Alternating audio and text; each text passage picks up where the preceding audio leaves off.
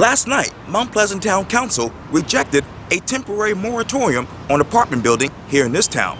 In this edition of Quintin's Close-Ups, I sit down with Councilman Will Haynie, who supported the moratorium. Will, it is so good to see you again. Thanks for having me again. I appreciate it. Oh, anytime. As I always said, when you call, it means that you're somebody. And you are these days. Well, thank you. Yes, sir. You know, we're sitting here at Mount Pleasant Town Hall in Mount Pleasant. Yes. And as you know, last night, really history was made here. The Post-Inquiry actually said this: Mount Pleasant Council rejects moratorium on residential construction. Right. Councilman Joe Bustos basically said this, and he told this to Linda Page during the actual town hall meeting. Right. You're asking the people of this town to be crowded, to have their children in crowded schools, to sit in traffic, and to maybe not be able to get out of town if there's a hurricane. So now that the moratorium was rejected, what is the town of Mount Pleasant asking the residents right now? Good question. And as your viewers hopefully know, I voted for this moratorium. Right. It was only for 120 days. Okay. Let me set that in context. Sure. We already have over 6,000 units that are approved. By the development numbers that we use, that's 16,000 more residents in Mount Pleasant. We've added 10,000 in the last 5 years. Okay. That 16,000, using the transportation data that we apply, is over 70,000 vehicle trips a day in Mount Pleasant. Wow.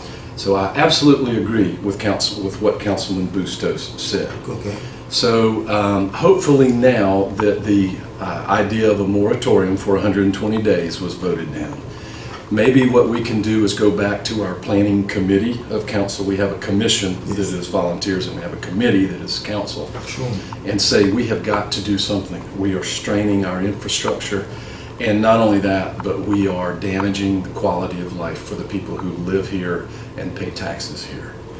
And just last night, getting to town council, there was an accident somewhere, and Coleman Boulevard was backed up. And this is getting to be the new norm in Mount Pleasant, Quinn. And speaking of which, I mean, we posted something on Facebook where people are around town asking you, how can development slow down so that the infrastructure can catch up? When will that happen? Well, since we're not going to have a moratorium now we do have that apartment moratorium, but the frame of reference on that is already had 2,200 apartments approved for this year, and it took 200 years to build 9,000 multifamily units in Mount Pleasant. I think that's a little crazy. Wow. That happened before we new members got on council. Right. One of the things I want to say is just look at where we are though now in the debate. This time last year, this town had bonus density incentives for developers.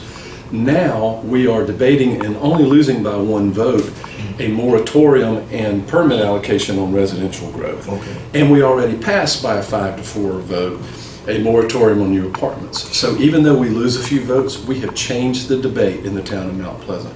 And it's not because we are the leaders doing that. Okay. The people of the town of Mount Pleasant are demanding that now. I told the Post and Courier on Monday that everywhere I go in Mount Pleasant, including this morning, where I was sitting downtown Charleston, had a Mount Pleasant couple say, please do something about growth. I have not had one person come up to me and say, Will, there's not enough growth in Mount Pleasant. If you hear that, Quintin, give me a holler. I want to know who that is. That's right. Yeah. They're living under a rock somewhere. Yeah, exactly. Speaking of which, the comments. One person said this on Facebook: Mount Pleasant needs to control the developers, not the builders. If they require that these developments are sold in higher percentages to individual buyers or custom home builders instead of production builders, it will slow down on its own, and the quality of the housing will increase. Another person: enough cookie cutter, mass produced, mega builder, track built, clear cut vinyl villages. The roads and the schools can't catch up. Right. Right. My wife teaches at Jenny Moore. Yeah. I went to the dedication of it last October. Right. It opened last August. There were 49 students shy of capacity of the brand new building last October.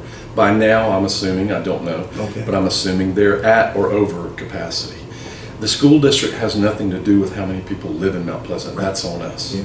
The school district plans new schools on a 6-year cycle. And school board member Chris Staubs, who lives in Mount Pleasant, who you've interviewed, sent us a reminder, said, I want y'all to remember, we only plan new schools every 6 years. I'm with you. What are we going to do? If we can't hit the pause button now, that we are the fastest growing town east of the Mississippi. I don't know when you can ever hit the pause button if you can't do it now. Wow. Yeah. Let's go down the street here to, I guess, 526. For days, we had issues with the port terminal traffic. Right. And I know you gave a nickname for that. Truckmageddon? That's right.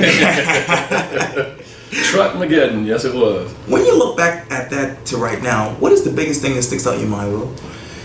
Well, first of all, we love the Ports Authority. Sure. They are a credit to this community, the fact that they're going to relocate their headquarters and all that. So there is no enmity between us and the Ports Authority. Sure. They were starting a new program. There were some glitches in that program. Right. The Mayor Page and our police chief had to go out on 526 and make some decisions and stop backing up Long Point Road. Yeah. But that's what local governments do, and that was a good thing. Right. It's a shame that glitch had to happen with that, but it just shows that, back again to the growth Sure. issue, and I wrote an op-ed for the Moultrie News last week. That happened 1 week. That was 5 days, okay? We were on the verge, if we add 70,000 more car trips a day, we're on the verge of living with that every day. So, it's a shame that the Ports Authority made headlines because of a glitch 5 days, maybe 7 days, Right. something like that. We're looking at that 365 days a year if we don't curb growth in this town. So it should make us look at our infrastructure. That's on a peninsula, that's that little Long Point. Right. It is a point for Right. it, and they call that for a reason. And there's nowhere else to go. There's no rail, so those trucks are going to be hitting the highway there. And so that intersection is, not just the intersection, that whole area is slated for improvement. We've already done some town improvement. We did the ribbon cutting on that new turn lane as you come out Long Point. And then the state roads bill that was passed is going to take care of part of that as well. So hopefully in the future, whenever there's a glitch or a change at the Ports Authority, we won't feel the effects quite so much. And let's talk about the state more because, as you know, William Cogswell is the new House Representative for District 110, which covers Mount Pleasant. Tell me, as we sit here right now, how would you work with him? Well, he has reached out, and we appreciate that.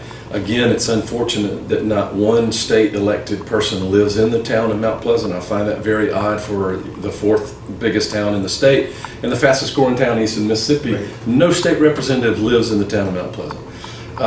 But he has been very good to let us know he wants to work with us, he wants to meet with us. We're going to talk with him about transportation, we're going to talk with him about roads. And I will just bring up at this point, Highway 41 is a state road. That is our #1 town priority right now, is to get that fixed. We're not getting a penny from the state of South Carolina to fix that. That's the kind of thing that the new representative, Mr. Cogswell, and this town council need to work on. Speaking of town council, you've been on here since last November. Yeah, I'm an old veteran now. Yeah. You can see the gray. Seasoned veteran. Is it all that you thought it would be, or is it something that it's totally new to you? No, it is all I thought it would be and more. The difference to me, and I told somebody this the other day, the way things are right now, it is like being on the biggest homeowners association board in the Low Country, because most of the decisions, most of the conversation with you, I was on WTMA this morning before I was here, Charlie Jenkins. is land use issues, is building and growth. And so I told somebody the other day, if I was in Columbia or if I was in Washington, you might know if there was a tax bill, you might know what's on the agenda. Everybody in town knows what's on the agenda. And when it's a development or it's a variance, everybody, there's always a neighbor, there's always somebody whose property it affects, and people show up. That's good. That's local government as it should be. But the volume and intensity of that, I think, is a shock to any new person coming on council. Wow. And the amount of emails and phone calls you get. Oh yeah. And 90% of it is land use. Wow. At least in my 7 months experience now. Wow, that's awesome. Yeah. Well, Will Haynie, thank you so much for your time. I really appreciate this. Thanks for having me. Thank you. Good to see you. You too. I appreciate it. Thanks.